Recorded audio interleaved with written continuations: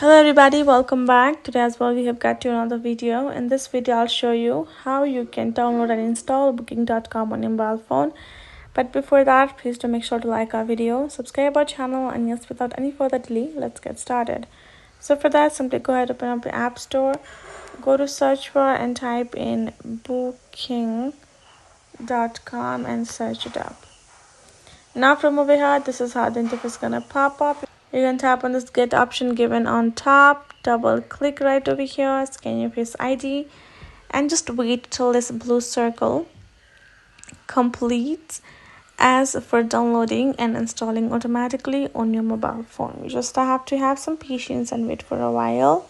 Then once the app is done being downloaded, tap on this open option and it's ready to be opened, and you can use it however you would like.